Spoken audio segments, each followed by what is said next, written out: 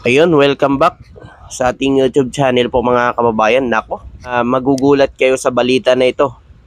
At dawit dito yung grabe manira sa ating mahal na Pangulo.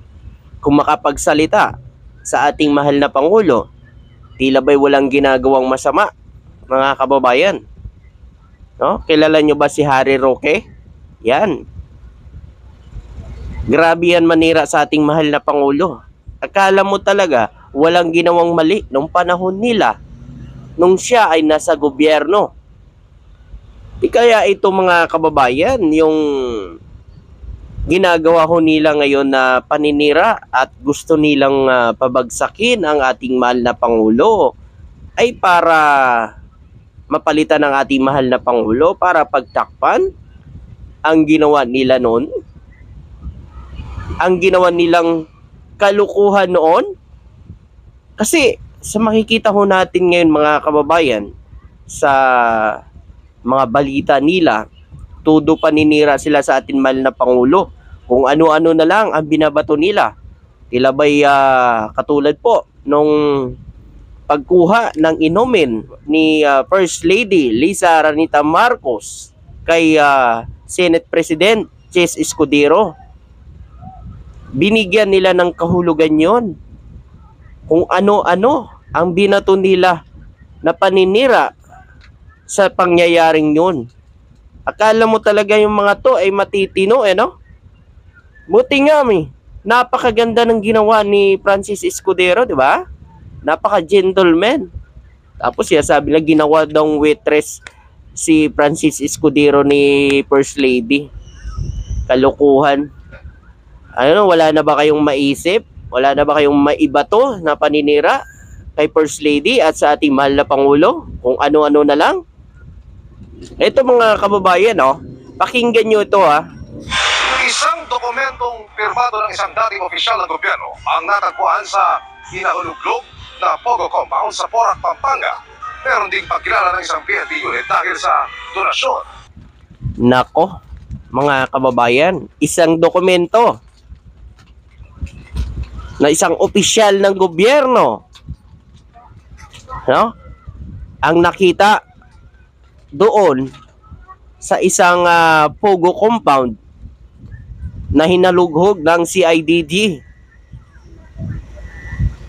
Biruin nyo yan mga kababayan. Nung panahon yan, yung panahon yan ng nakaraang administrasyon. Hindi ho ngayon,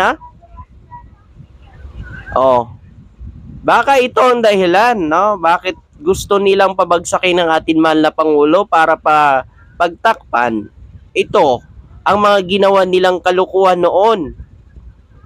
Kasi kung wala ka namang ginawang mali, no, nung mga nakarang administrasyon, bakit to patuloy ho silang paninira ngayon sa ating mahal na Pangulo? Gustong-gusto nilang pabagsakin.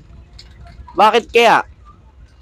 Mga kababayan, kasi ako nakikita ko parang ganun yung dahilan Kasi wala naman dapat dahilan. Kasi biruin nyo po, ang ating mahal na Pangulo nagtatrabaho, namamahagi ng tulong sa ating mga kababayan. Pero ginagawa ho nila, minamasama pa ho nila yan, ang pamamahagi ng tulong ng ating mahal na Pangulo sa mga kababayan natin na talagang need ng tulong. Tulad yan, yung pagbigay ng ayuda ng gobyerno sa ating mga magsasaka, mangingisda, single parent. Nako, binigyan nila ng kahulugan yan. Binabayaran daw ni PBBM ang mga kababayan natin para hindi magalit sa kanya. Anong kalukuhan yan? Anong klaseng isip yan? Alam nyo po ba, lahat ng mga binigyan ay deserving na tulungan. Kasi alam nyo po, sila, tulad yan, ang ating mga magsasaka. Ano po ba ang nangyari sa atin ngayon? Ang tagal ho ng El Nino. Hindi ho sila nakapagtanim ng kanilang mga palay. Kaya tinulungan sila ng gobyerno, ang ating mga mangingisdang Pilipino at ang single parent. Hindi ba kayo masaya sa mga natulungan ng gobyerno? So sisi nyo pa nga, pati nga yung sa barangay, nangyari sa barangay sa Davao, yung binawasan ng barangay kapitan ang 10,000 na ibinigay galing sa gobyerno. So binawasan ng kapitan, ginawa na lang 1.5. So ayun, kinasuhan na. Kinasuhan na po ngayon mga kababayan. At maaring matanggal ang kapitan na yun. Pero sa akin, dapat matanggal yun para masampulan. At huwag nang pamarisan ng mga barangay kapitan na mga kurakot dyan. Nako, mag-isip-isip na kayo. Sa gobyerno ni Pangulong Ferdinand Marcos Jr., hindi kayo obra. So ito pa, pakinggan pa po natin ito mga kababayan. No? Isa pang ikinasurpresa ang PAOK, ang mga dokumentong nakita sa isa sa mga dormitoryo. Appointment papers ito ng isa umanong executive assistant sa Malacanang. Nako, appointment papers sa isa sa mga assistant sa Malacanang. Nako, Harry Roque, paano mo mapapaliwanag ito?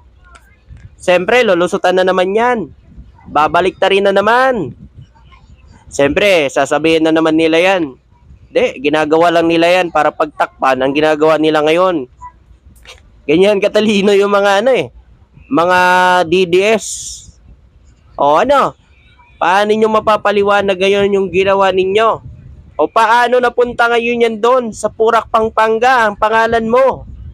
Permado mo pa mismo ang dokumentong ito. Play natin. Opisina ni dating presidential spokesperson Harry Roque. Nako, opisina ni Harry Roque. Nako, ano na? Puro ka paninira kay BBM ha? Kung ano-anong binabato mo ha? Ito pala ha? May tinatago ka pala ha? Kaya siguro ganun na lang ang paninira mo. Kaya gustong-gusto mo nang palitan si PBBM dyan sa Malacanang? Gusto mo sugurin ng Malacanang para palitan na si PBBM? Para ano, pagtakpan ito? Pagtakpan yung kalukuhan nyo noon? Naku mga kababayan, mag-isip-isip po tayo bago maniwala sa mga kalukuhan nilang ginawa noon. Lumalabas na ang katotohanan. Nako. Kaya nagagalit yan sila kasi hindi nila nahawakan si PBBM, hindi nila napasunod. Tulad yan, yung Pogo na yan. Marami pang madadawit na pangalan dyan. Asahan nyo po yan mga kababayan. Eto, isa pa lang lumabas. At meron pang iba. Nako, yari na. Play natin ulit to. Pecha itong January 4, 2021. Meron ding affidavit of support na permado umano ni Roque nung wala na siya sa gobyerno. Nako, mga kababayan. Permado ni Roque. Kalokohan na to ha. Ano to, Harry Roque? Ano mo papaliwanag ito? Nako. Siyempre, abogado. Hahanap ng paraan para lumusot. Siyempre, tatakpan na naman ng ibang isyo. Gagawa na naman ng isyo. Kay PBBM yan, si Harry Roque. Kung magbulag-bulagan pa rin sila sa patuloy na paninira ni Harry Roque kay BBM at itong lumabas ngayon, ay nako mga kababayan, katulad na kayo ni Harry Roque. Sa dito, nasasagutin niya ang gastos ng dati niyang executive assistant sa biyahe nila sa Europe, Oktubre nung nakarang taon. Naku mga kababayan, biro niya narinig nyo? Sasagutin. Ang gastusin pa biyahe papuntang Europe sa dati niyang assistant to ha, mga kababayan. O, paano nakapunta yan sa Purak, Pampanga yung ano na yan? Kasulatan na yan. Kung walang nagdala. Naku mga kababayan, bagong issue kay Harry Roque. Hindi to issue, totoo ito. Naku, mga kababayan. Kaya sa lahat ng nating mga kababayan, huwag ko tayo maniwala lang doon sa mga sabi-sabi nilang paninira sa ating mahal na Pangulo. Kasi alam nyo, kaya ginagawa ho nila yan. Ginawa ho nila dati yan. Gawain nila yan. Kaya ngayon, ibinabato nila sa ating mahal na Pangulo. Ngayon, lumabas na ang totoo. Ayan na, unti-unti na yan. Ako, baka susunod. Digong nyo na naman ang susunod.